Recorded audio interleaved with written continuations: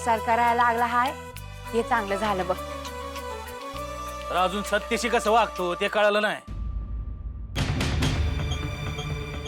तिच्या संग चांगलं वागत असेल म्हणजे समजा चांगलं झालं म्हणायचं.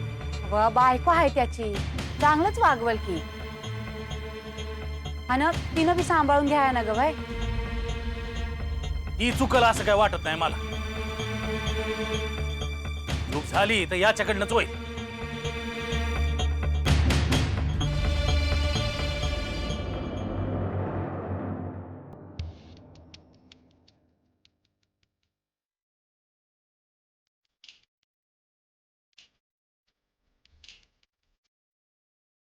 भैरी ते पंच म्हणला तसा ते लोक जर बाळ्याकडे गेले आणि बाळ्यानेच लगीन लावून दिलं तर नाही आता होणार नाही.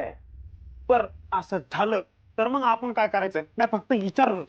अरे झाल्यावर काही करायचं नाही, काही होणार नाही यासाठी काहीतरी करायचं. तेच म्हणतो आहे मी. आता कवापासून आपण असं बसूनच आहे, काहीतरी करायला पाहिजे. बाळूवर लक्ष ठेव, बघ काय करतोय ते.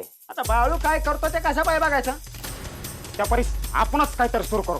अरे तो काय करतो यावरच आपण काय करायचं ते ठरणार आहे. असं आहे होय. बरोबर आहे. अहो पर त्या पोराचं लगीन तर झालं नसेल ना? गप. तो पंच आत्ता सांगून गेलाय ना की बाळूने लग्न करून द्यायचं ठरवलंय म्हणून. मग असं लगेच कसं होईल लग्न? होय. पर त्या बाळूचा मला काही भरोसाच नाही. म्हणजे काय म्हणायचं काय तुला? त्याच्या मनात आलं म्हणजे तो कधी काही करतो. हा मग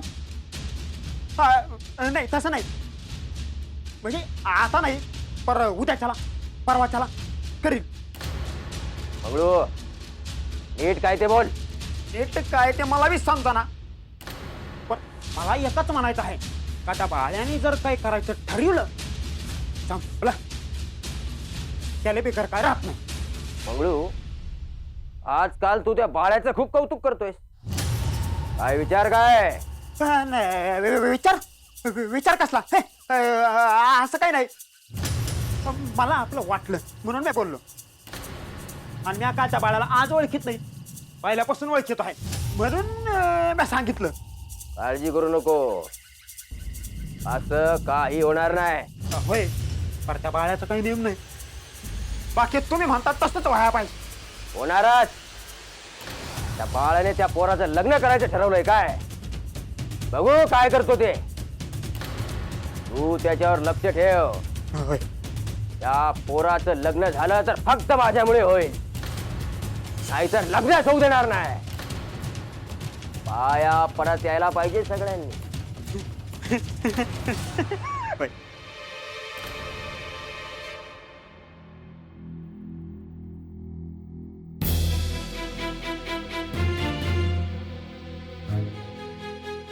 काय मग निवांत बसले आहे तुम्ही तर.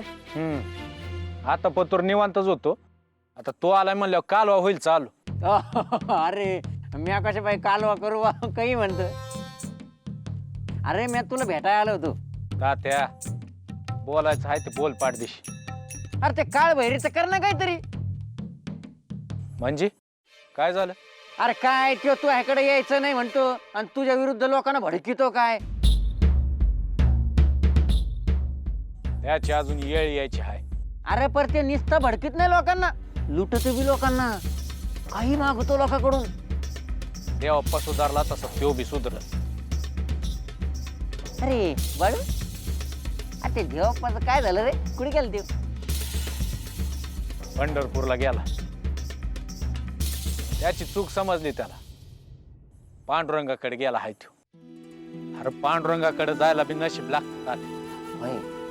सुटला तो या समजत. त्याची चूक त्याला समजली हे चांगलं झालं. लोकांनी समजत नाही कुठं जायचं कुठं नाही. देवप्पाला समजलं बघ. हे आणि तुझ्यामुळे समजलं. अरे त्या बहिरीला बी समजून सांग ना. त्याची बी येळ येईल.